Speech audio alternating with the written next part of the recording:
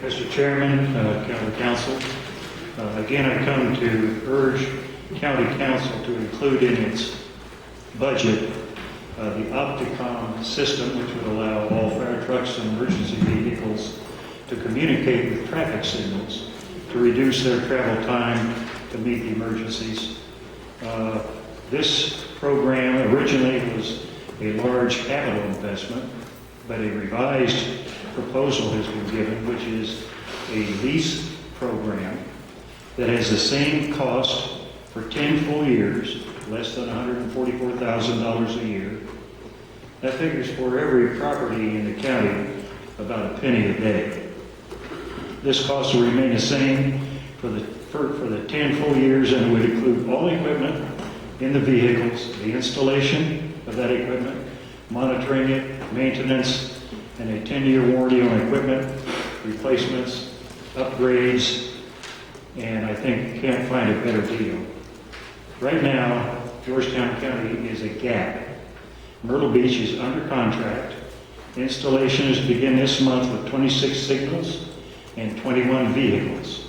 Horry County wants to implement countywide, and they are considering their funding sources. Mount Pleasant has funding secured and are putting it out to bid. Current customers are Beaufort County, the city of Beaufort, Hilton Head Island, and Sumter, which has had a system since the 60s and are upgrading to this type of radio system. This has the backing of all of the fire chiefs in Georgetown County. It would be a great reduction in response time for fires, in getting people to hospitals, and I think everybody can appreciate the reduction in travel time and the safety as they approach intersections so that the traffic can move out of the way. So I hope that you will make sure that this is in our budget for the next year. Thank you. Mr. Chairman, the next speaker is Henry Thomas.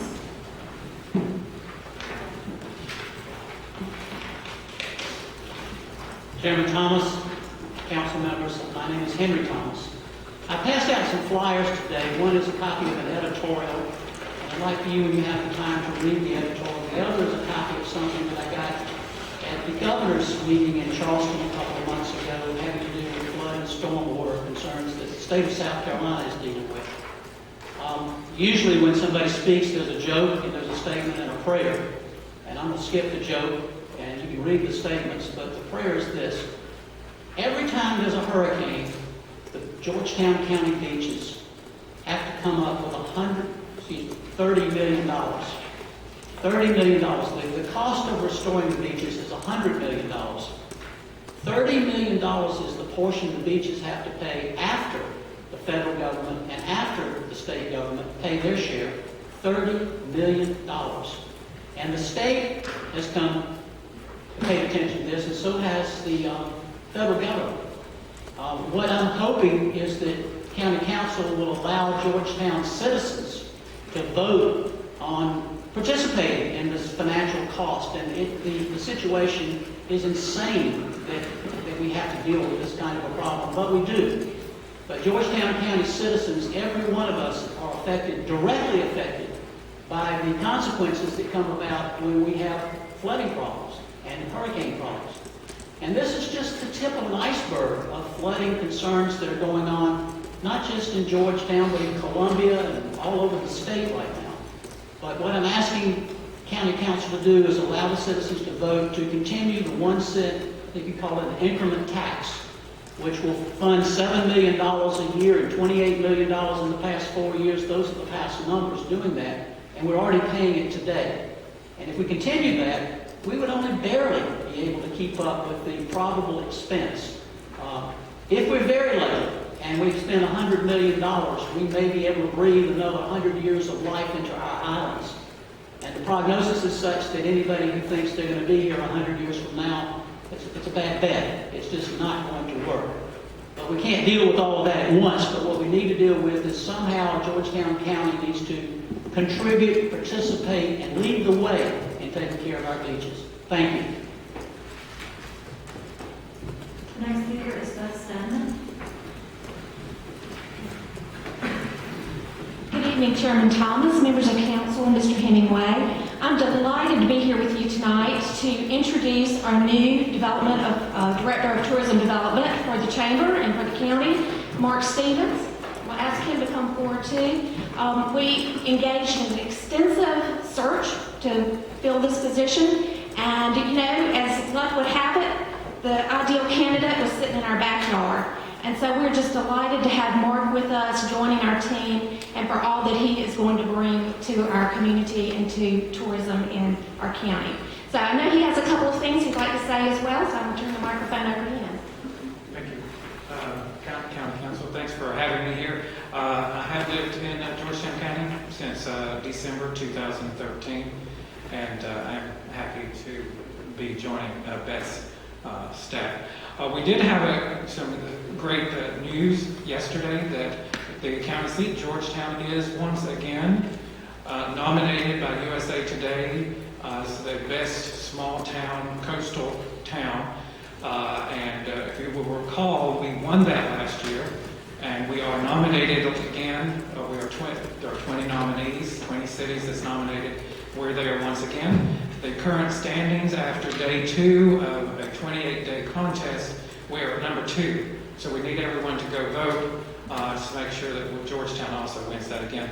We also are excited this weekend. We are hosting 15 writers from England here in Georgetown County. We'll be taking them from Murrells Inlet, we're taking them to Brookgreen Gardens, we're taking them to Follies Island, we're taking them to Georgetown, and hopefully they're going to go back to London and write a bunch of stories about Georgetown County. So happy to be here, and if there's things we can do, of course, from tourism, be happy to speak to anyone. Thank you. Thank you so much. Our next speaker is Mr. Will Stevenson.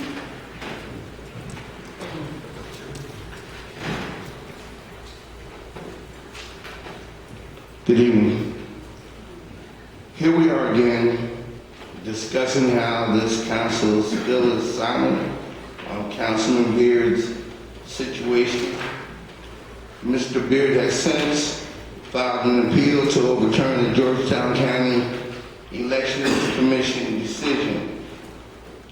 Now the Election Commission must use Georgetown County taxpayers' money to hire an attorney to reaffirm their decision. These people were put on this commission by the legislative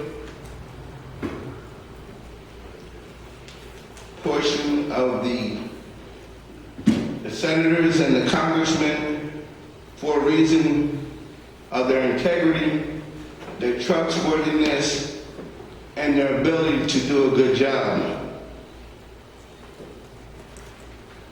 This is nonsensical, in my opinion. 8-0, they voted against Mr. Beard. 8 people, 4 white, 4 black. All of them coming up with the same decision that he is not a registered voter in the county of Georgetown. People around the county are asking questions. People ask me all the time, why is he still there? If they ask me, I know they are asking each one of you. I'm sure they are asking each one of you. Despite an 8-0 decision, Mr. Beard is not a legal registered voter. He's still making a mockery of the system. He's making motions. He's voting. He's operating like business like usual. Council member, this is preposterous. You will let Mr. Beard continue to make motions, and he cannot even cast a vote in his own district for any reason because he's not a legal voter. In closing, Mr. Beard said in March 29th, 2019 in the Georgetown Times, he hopes his advice that he's seeking is in the best interest of his family and the people of Georgetown. If this is truly what he feels, then he should recuse himself from making motions, recuse himself from making votes. Just sit there and be a member of council since he's a member of council, but recuse himself from all decisions until his appeals have been exhausted. This is what we ask for, that you just recuse yourself, and we won't come here every meeting bringing up the same point, because the people of Georgetown County are concerned about a non-legal voter voting on decisions where you're spending millions of dollars of our money. If I gave a fake address to a policeman, if he stopped me, they would charge me. And we're tired of it just being silence. You guys don't even respond. Like, I would like to ask Chairman Thomas how you feel. Can I get a response? Talk to you later. Pardon me? Talk to you later. Okay, how about you, Mr. Carolina? We are open for discussion. Okay, thank y'all.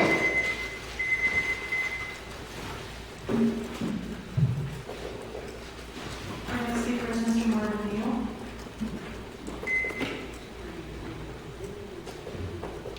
Again, good evening. I'm not going to be redundant, but I'm pretty sure you're aware that I'm here for the same reasons. We asked the county council to ask Mr. Beard to recuse himself as Brother Weston from the Citizens of Progress did. We also, as a citizen, as the president of the NAACP, I was also getting calls from citizens and even talk with some of the county government personnel on why is he still sitting there. That's not my decision, that's yours. But I would ask the question, why don't he recuse himself for the Western Gibson Center? For many years, the citizens of District 5 have been taxed without representation. That's not fair. It's definitely not fair to the citizens of Andrews. Since December 2018, we have supported and have been engaged fully with the actions of the citizens of Georgetown to hold Austin Beard accountable for his lack of residency. This matter was carefully researched, the evidence showed, the public hearing voted unanimously, 8-0, by the Board of Voters Registration. Austin Beard was proven to be a non-registered voter of Georgetown County and the county and the city of Andrews. Therefore, he is not a legal representative of District 5. I know you've heard that enough. Or the town of Andrews in Georgetown County. I know some of you have asked the question, why are we talking about Andrews? Andrews is a municipality, which is inclusive in the county of Georgetown. I represent Georgetown and Andrews. Andrews, for instance, speaking of Andrews in particular, have experienced too much heartaches, trauma during the last few years from Hurricane Matthews, Hurricane Florence, and the 1,000-year flood. Also ongoing issue with sewage, recreation, affordable housing, drainage, poverty, lack of opportunities, to not have a representative living among his people he claims to be represented. It is time to end this foolishness. It is time to stop wasting taxpayers' money to defend the indefensible. I would ask Austin Beard to step down until the situation is completed. He has a right as a citizen to file an appeal. I would want the same opportunities. But we would ask him not to vote on any issues. I would ask you to speak out and let the citizen know that you represent them and not one constituency that's on County Council. Brother Wesley Gibson asked a question. Who can he speak to?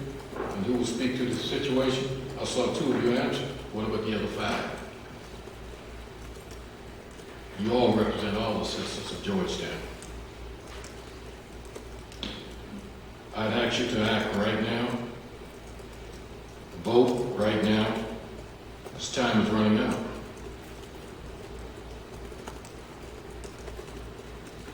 You did not get to vote on March 15th, obviously as county council, because you haven't acted on anything.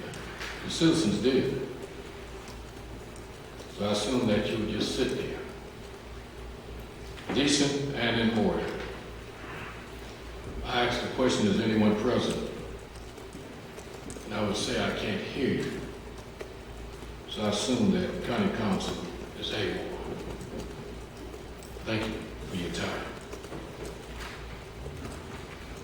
Our next speaker is Ms. Julie Smalls.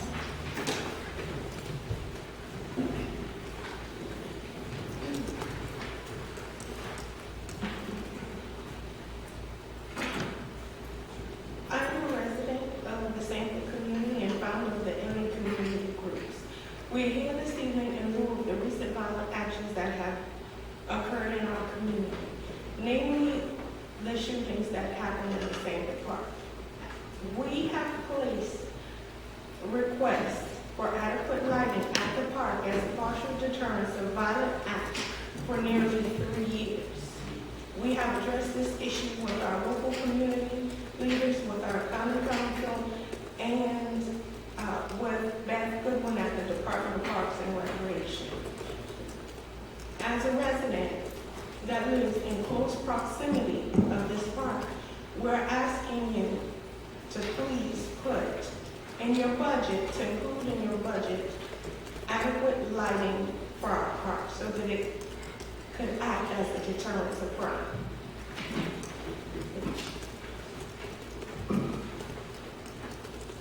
Sir, our next speaker is Mr. Jeremiah Johnson.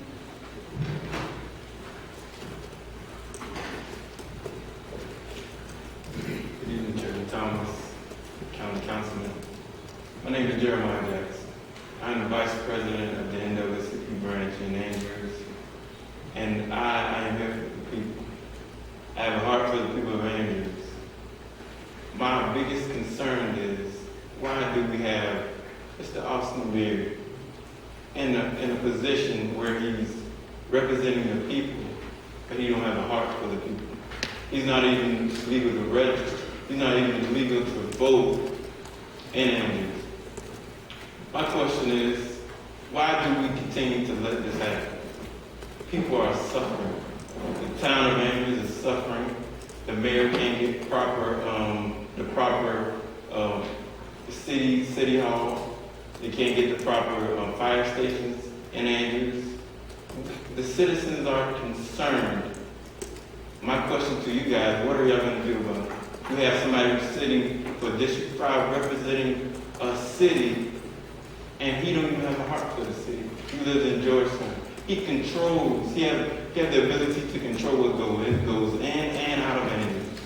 Why do you continue to let this happen? You are the ones who can change this.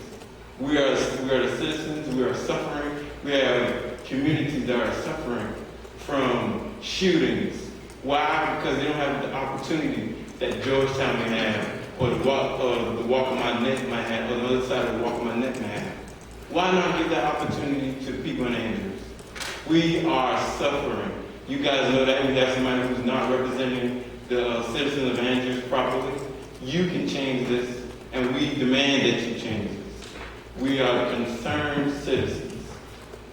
God has placed one thing in each and one of us, is a conscience to do the right thing.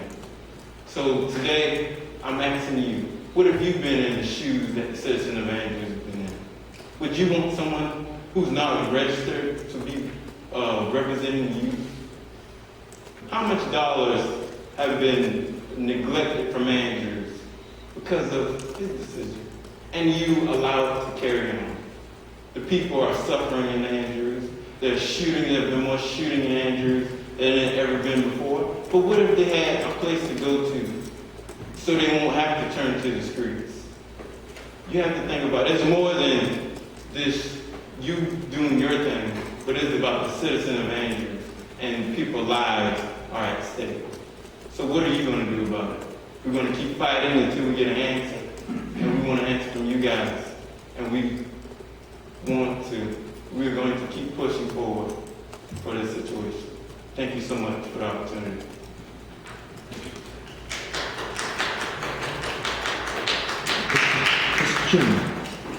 Mr. Chairman, can I make a comment, please? I'd like to say, as part of the American process, your civic responsibility, we thank you for coming forth, because it's the citizens that make a whole county a better place. And we hear you loud and clear, loud and clear.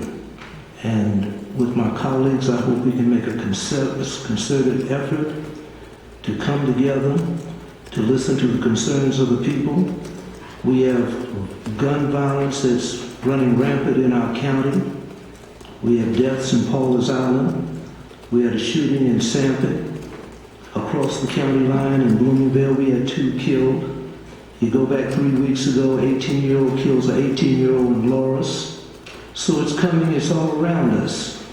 And it's about time that we take a stand as citizens, because it takes us all to make this place a better place. As that expression is, a rising tide lifts all ships.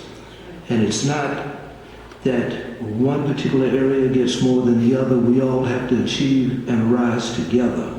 So again, anybody who comes out for public comment to make statements, you're showing a concern for the area in which you live. And we really should be appreciative to hear from the citizens.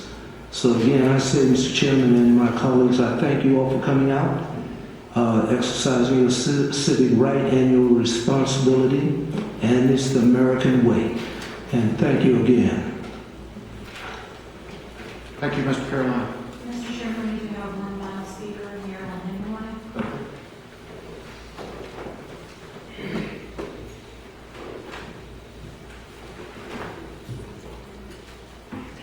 Good evening. For the record, my name is Marilyn Hemingway, CEO, President, and founder of the Gallagher Chamber of Commerce. I'm here once again to make an inquiry regarding the county's procurement system. Where are we in the process of implementing this system, and is it reflective of the makeup of the demographics of this county? Our demographics reflecting the minorities in this county are African Americans make up 34% of the population, yet we are 33% of the poverty rate. Female households, 14.8% of the households are led by females, yet 68%, whether they're unemployed or employed, we have a 68% poverty rate for females. Having a procurement system that proactively recruits minority contractors and subcontractors and employees within those businesses will go a long way to correct our poverty rate and also raise the median income of our households. The median income in the county is $46,000. Nationally, it's $88,000. We are far behind. Within the city, it's $26,500 is the median income. It could be much better if we make a concerted effort to implement a procurement system that will allow contractors to take advantage of these multi-million-dollar contracts that are being awarded within Georgetown County. So once again, I'm here. You know I'm going to come back, because I've told you that. At a recent town hall, it was stated that we don't even have a database in which we can grab information that tells us which minority contractors and subcontractors are being hired. I implore you to implement this database and implement a procurement system that reflects this county. Thank you. Now I'm going to change hats and speak to you as a citizen and a member of the NAACP. And I would like everyone sitting here who's a registered voter to please raise their hand. Every single registered voter here is more qualified to sit on county council than Austin Beard. It is time that he is removed. It is time that he save taxpayers' money and resign from this county council. And quite frankly, I'm beyond frustrated. I'm angry. You're hearing calm, reasonable voices. This will escalate. You will get phone calls. You will get more than that within the reasonable limit of the law. This is no threat. This is a promise. This is the citizens coming to you, telling you, not asking you, to do the right thing. And the right thing is to remove Austin Beard. Even better, he needs to resign. He does not need to recuse himself because you have already opened the county up for lawsuits because how he is voting and making motions. An 8-0 unanimous vote has been made.